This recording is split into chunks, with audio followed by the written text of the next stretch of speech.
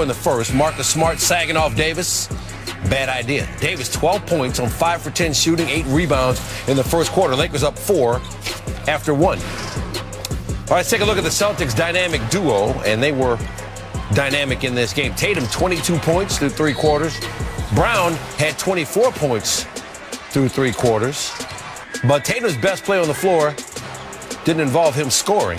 Lakers turn it over. Tatum saves it, throws a behind-the-back pass while going out of bounds to Robert Williams. What a play from Tatum. Doing it all. We had to break out the ESPN Axis to check out the flight of Tatum's pass. It was right on the money. So if the Patriots thinking quarterback, maybe. Celtics up 78-71 after 3. Early fourth. Marcus Smart goes up for the contest of Montrezl Harrell and comes up holding his left leg. Smart with a calf strain, according to the Celtics right now, who have an MRI on that calf on Sunday. Important part of what they do in Boston, so they have to hope he's not out too long. Davis, 27 points, 14 rebounds, 85 apiece. Next possession for the Lakers, LeBron James. Lakers on a 5-0 run. They're up 88-85. James, 21 points, 7 rebounds, 7 assists. Next possession for the Lakers, James jab steps Daniel Tice multiple times until finally, take that with you. Lakers on an 8-0 run to take control of the game. It's 91-85. Celtics don't back down, though. Tatum, 30 points, 9 rebounds. Celtics make it a 1-point game. 14 seconds to play. Davis, stripped by Walker. Brown gets it up ahead. Walker ends up with the ball at the top of the key. He's going to take the shot, no good. He was 1 for 12 in this game, and that wasn't the one. Celtics had a timeout. They didn't use it. They were scrambling here in the final seconds, trying to get a shot. Tatum, meanwhile, not down the court. And you see Walker, Brown had worked his way open, but just didn't work out. Lakers hold on to win it 96-95. Here's Davis afterwards. We're a team who takes pride in not losing 2 in a row, and we lost 2 in a row. And we for damn sure wasn't losing 3 in a row. And we got a little revenge with this team. They came in last year and beat us by 30 last time we was in this building. So we still replay those moments in our head, but we just want to be a team that, don't get comfortable with losing. And I think everybody had a great effort tonight who was able to get the win. We knew we was coming into a hostile environment, in a hostile building, understanding, how good this team is, and we had to play some really good basketball in order to win. And we was able to win 1 possession more than they were tonight and come away with it. We got to go to another level. We sitting here with a bunch of games that we should have won or could have won, but we didn't. And whatever it is, we got to get over that hump. And that means our energy and intensity has to improve, because sometimes it just takes that to start getting things rolling. Yeah, they've had a problem getting over the hump against the Lakers, and it's not that high a hump often. 23rd time in the history of this rivalry that a game was decided by 1 point. The Lakers have won 12 of those, including each of the last 4. Lakers coming off their first double-digit loss of the season, but got back on track, improving to 11-2 on the road. That's the best record in the NBA. They also lead the league in scoring defense away from home, and they'll tell you quickly they want it to start with their defense. Meanwhile, Jason Tatum and Jaylen Brown combined for 58 of the Celtics' 95 points. That's their second most in the losing effort as teammates, bested only by their loss against the Lakers last February. Let's bring in Paul Pierce now. Paul, came down to that final possession, so let's go back through that. What would you have liked to see the Celtics do in that last possession? Well, in the last possession, I would have liked to see Kemba Walker show a little more patience. You had a hot Jason Tatum down the stretch. You had plenty of time on the clock. You didn't need to rush the ball down the court unless he was completely wide open, which Brown wasn't. And so, or you could have called a timeout.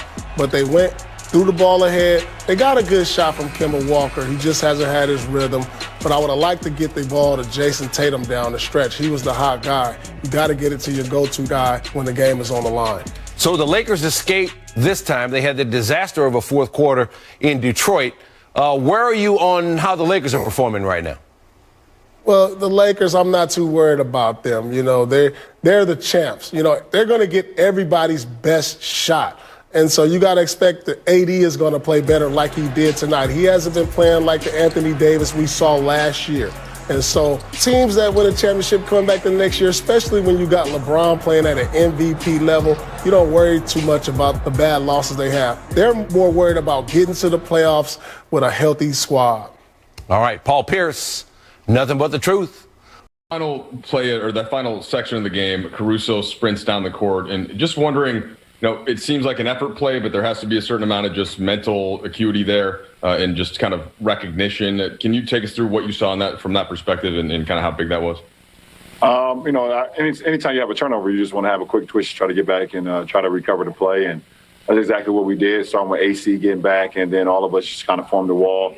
Dennis did a great job of standing in front of Kemba, even though Kemba got to his patented shot to step back. But Dennis still got a great look. Got a great contest on his shot, and Tyson missed a layup, so we came away with a win. Frank spoke about shortening the rotation to 9 for tonight, and that's been something he's been juggling with. You have 11 guys at least who you'd like to give more minutes for. Just your experience over the years and what it's like having the rotation like that and how that impacts guys night in, night out. As professionals, we all just have to stay ready when our number is called. We're here for one reason only, and that's to try to win a championship, and that's what it is. Falcon?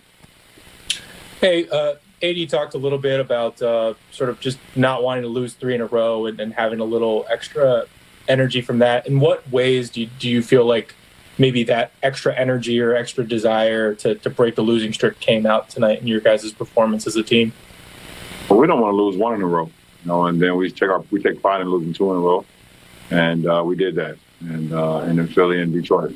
So we knew we was coming into a hostile environment in a hostile building, understanding how good this team is, and we had to play some really good basketball in order to win, and we was able to win 1 possession more than they were tonight and come away with it. Yeah. Hey, LeBron.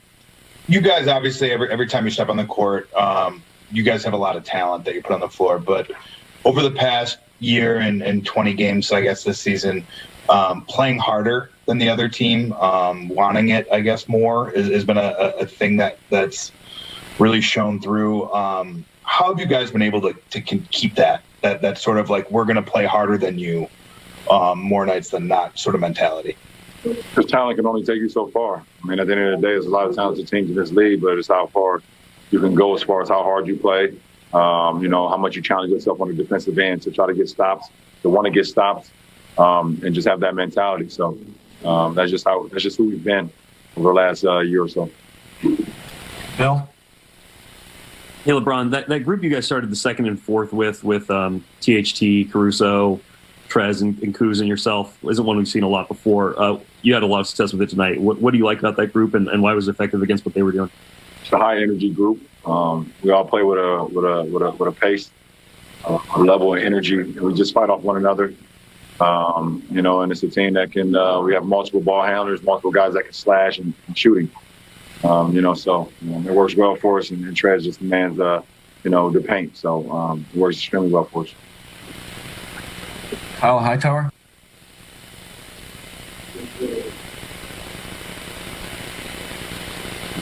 Kyle, I think you're on mute. Yeah. Hey, LeBron, forgive the offbeat question a little bit, but you're in Boston right now, and next week is the Super Bowl. You gave a shout out to Tom Brady last week. Just congratulate him for making it back to another Super Bowl. What's it do for you to see a guy like him playing at the level he is at his age and do what he's doing at that high level, getting back to the pinnacle of his sport?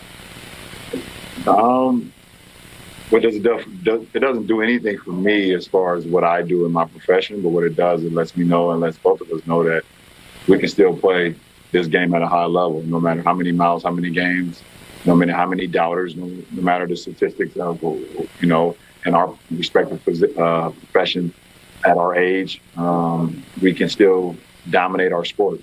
And also we can bring together groups that we may have not been around for a long period of time. It's just our professionalism, how we attack the sport, how we attack every single day of being a professional, of wanting to win every single day, in a practice, on the film, on the practice field, and in the games, so on and so on. So, we gravitate towards people, and people gravitate towards us because we have one common goal, and that's to win and win at the highest level. Last 2 questions, Joe Varden. Hey, man. What did you think seeing Tristan in a different uniform tonight? And then, when you play Boston, that's all you see. You see green. You don't really see the person, when you play Boston. So it was no difference. But it's always good to see my brother. Love him to death. I'm extremely proud of him and the leader he's become. He's like now a vet for this team, and they're going to use his knowledge, throughout the course of this season, both on and off the floor. So I'm happy for him. Last question, Melissa Rowland. Hey, LeBron, I have kind of an offbeat question for you as well tonight. There's been a lot of talk, obviously, about how your game has grown from when you were 18 to 36. How would you say your leadership has grown and evolved from when you were 18 until now? I think you continue to learn. At 18, I was the leader of my high school basketball team for 4 years, or let's say 3 years, along with a couple guys. But you come into the professional league, you sit there and watch, and you become a sponge, and you see, you lead by example. You go out and you practice hard, and you try to stick your head into the film and just try to get better every single day, and just try to keep quiet because there's bets, things of that nature, and you got your coach staff who does a lot of the talking. So I was just more of a sponge, at 18.